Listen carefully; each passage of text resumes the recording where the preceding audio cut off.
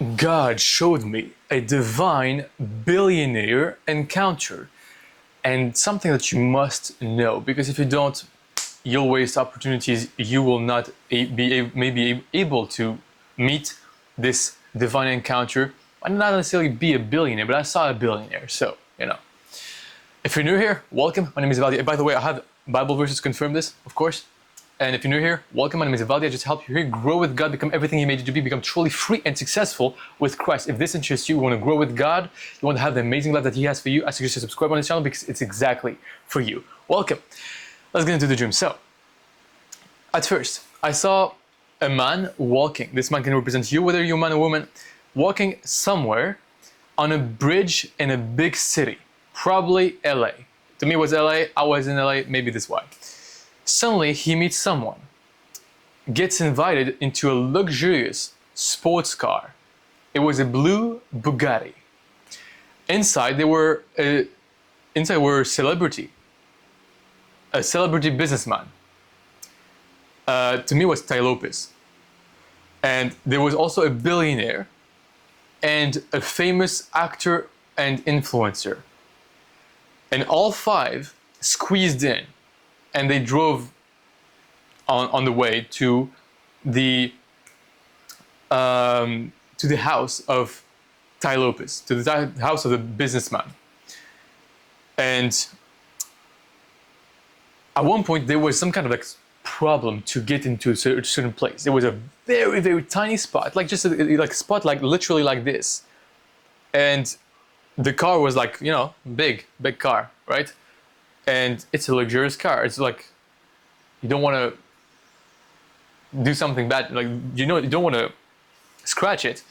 And somehow this businessman, influencer, or Ty Lopez, he did something, and he just shifted the car, and he just maneuvered super smoothly, and he just the car glided in this little, tiny path between another car. And nothing happened to the car, and we just went ahead. It was crazy. Even what is happening right now, right? And then it was on ice, right? Just miraculously, they just got through it. And then they reached a very high house with a view of the beautiful city at night, right? Just a beautiful view at night. If you went to the the museum where you can see the sky, kind of this place, right? I don't know what it's called, right? But it's a very high place in LA. You can see kind of the city. It's very similar to this.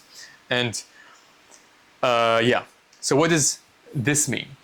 This shows divine connection and access. The car represents opportunity and influence, and the tight passage represents impossible challenges that only divine skill and wisdom can overcome. God is showing that He can place you in rooms and cars with high-level people and bring you through impossible situations with ease. And the view of the city from above is a new perspective. God is preparing you to shift your point of view to see the bigger picture, which is very important for you to just be able to step into your calling. And to get to the next level, you always have a shift of perspective, a new kind of way of thinking, a new information that you didn't know before. You didn't know how to do this before. Now you know, because you see things in a different way. In Proverbs 18:16 it says, "A man's gift make room for him and brings him before the great." Matthew 19:26, "With man this is impossible." Going through this tiny passage, it was impossible. But with God, all things are possible. So here's an action step for you. Just be ready for sudden invitations and doors opening. And by the way, he met this person when he was walking out in the street. So kind of the idea of movement, of putting yourself out there, is already also there, right? When you put yourself out there, when you just maybe make content, maybe you just walk in the street, then you allow, if you just stay in your room stuck, you don't create luck, right? This is what they say in the business world, right? If you create luck, you go and you allow God to work in your life. But if you just stay stuck in your room, nothing's going to happen. Not much, at least. Or it's less likely, at least. So don't focus on how tight the way looks. because God can maneuver you through it. And stay humble and expect God to give you a higher perspective. After this, inside of the house, it was not really luxurious, or at least not as much as the man thought. It was big enough, but crowded. Many people sharing the same space. Even the billionaire lived there with other people. And the man thought it was a waste of money and that he would never live like that. Then he realized billionaires, he was like really like, I think there was something cheap with like maybe his socks or like his sandals or something with his shoes. It was very like the action of someone that appeared to him very cheap. But he realized just like billionaires don't spend money. Like they accumulate money. They just don't spend it, at least not recklessly. And this is how they keep their money. And this scene teaches wisdom about stewardship. Wealthy people often live below their means. That's how they preserve and grow the money. The dream is showing you a contrast in, like, for you to discern what is wise saving, right? What is wise saving versus what is unnecessary deprivation. Because also there was some part of like, there was unnecessary, like it just like at one point this was cheap, this was being cheap. But there was also wise spending, wise like saving. And so God is training you in the mindset of stewardship, not waste, but also not poverty mentality. In Proverbs 27, 23, and 24, it says, "Be diligent to know the state of your flocks and attend to your herds, for riches are not forever."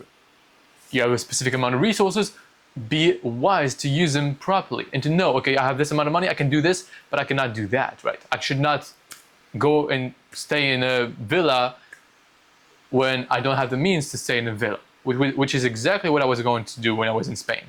Completely stupid, but God prevented me from doing that. Luke 14:28. Suppose one of you wants to build a tower. Won't you first sit down and estimate the cost? Makes sense. Didn't make sense for the me of the old me. So learn balance in finances. Live wisely below your means, but without a mindset of lack. Adopt the principle stewardship with gratitude, not stinginess. And so you kind of like,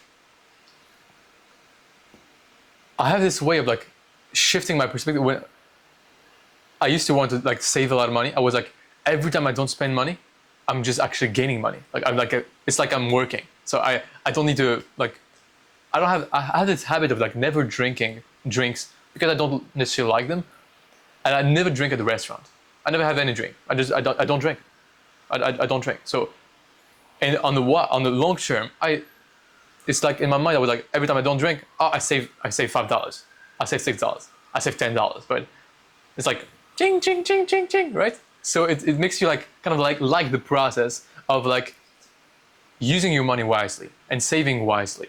Because to me, it's not worth it to spend $6 on a drink, but it's worth it for me to spend $30 on a good burger, right? It's worth it. But it depends on like, know what is worth it and what is not worth it.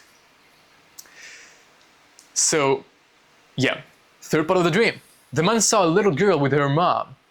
Out of love, he just like loved them, and so he helped them, and then he hugged them. And the mom was touched and said, "I feel I must give you money." And she wrote a paper, like a blank check, and asked, "How much do you want?" And the man refused at first. He was like, "They don't need to." And then he was half joking, said like $1 million, right? I was kind of hoping that maybe there's a way. And then there was a security guard that appeared and shaking his head like he was like, no. He was like, and the woman then offered like, I could maybe give you like $3,000-$4,000, and then the man wanted like to ask for like 100,000, but he was like, okay, she probably can't afford $100,000, and so he settled for $4,000, and so she wrote the check for $4,000, and he didn't know how to use it, but he was grateful. This is about receiving provision from unexpected sources. There's like love and service, this love and service like out of like just generosity, just like pure love. He didn't intend to get money, but he just did that, and then it was rewarded, because this is what God wants you to do. This is what God wants all of us to do, just to give freely, to help freely, out of love, just loving people. And so if you were this person, you would like them to be helped this way, go and help them, right? And so the blank check reveals that you may limit yourself. You think too small sometimes, or let doubt stop you from asking boldly. In this case, the man actually asked boldly, but sometimes, maybe this is an example for you, just like ask. Nothing happened bad. Nothing bad happened. This man asked for $1 million. Nothing happened, right? Then he was like maybe $100,000, and then feared, maybe like he was kind of like afraid of asking them for $100,000, right? But then he still had $4,000, and he was grateful for that, even though it was not as much as he expected. He was grateful for what he got. And so yeah, Ephesians 3:20 says, "Now to him who is able to do immeasurably more than all we ask or imagine." Ask and you will receive. Right? James 4:2, "You do not have because you do not ask God." So begin practicing asking boldly in prayer and in life. And by the way, I'm just reminded right now, keep asking God, right? Keep asking him, because when you ask, it's just like the judge who had the bad judge who had the woman constantly just came to him, right? She came to him and asked him to like do something for him. I don't remember exactly what she asked him, like to give her like back the money that he was stolen or whatever. She kept coming at him, right? And because she kept coming at him, just because he didn't want to be bothered anymore, he gave him what she wanted. How much more God, who is a good God, loving God, who is your Father in heaven, will give you what you want when you ask him. So keep asking and you will receive. And don't undercut what God might want to give you, right? Stretch your faith, but keep your motives pure, right? So don't like try to like rob people and just like, oh, I want to like, you know, like some kind of like bad motive behind it. I don't have it right now, but you know what I mean. So here's the overall message of the dream. Please, if this dream speaks to you, this means that God wants to speak to you through more videos from this channel, through me. So I suggest you subscribe on this channel, because it's exactly for you, and you don't want to miss the next ones, right? And click the notification bell on so that you know when I post a video. And if you feel like God is speaking to you through this channel, there's a link if you want to support it. There's a link in the bio of the channel in the comment section to give to this ministry. It helps so much. Thank you. 1. God is bringing access into rooms, relationships, and opportunities beyond your natural reach, right? The billionaire, right? And the Bugatti, right? Stewardship is key. Learning how to manage resources wisely is part of preparing for promotion, right? Learn. How do you like manage these things so that you are ready to manage what God wants to give you? 3, don't limit yourself. God wants you to think bigger and ask bigger and trust that He can do more than what you settle for. So 5 more action steps here. Watch for sudden invitation. They may carry divine connections. And put yourself out there, right? Just go walk. He was taking a walk when he saw this person that invites him with his billionaire. He was walking in the street in a big city. So maybe this is a clue for you. You would less likely meet a very wealthy person if you were in a very small village in the middle of nowhere, right? Give God more ease to reach out to you, right? It's not, God can make miracles, by the way, but still, we have to do our parts, right? So I saw this guy in LA, you know, maybe you want to go to LA, you've been thinking about it, maybe that's confirmation. 2, trust God's maneuvering tight situations. So this, like if it was up to this man in the car, he would have not went to the house and not gotten the wisdom, because he was seeing this tight, like, this is too tight, the car cannot enter. He would like accept this limitation. But God was able to do a miracle, and so he was able to go there very smoothly, right? The businessman was like going there very smoothly in insane skill.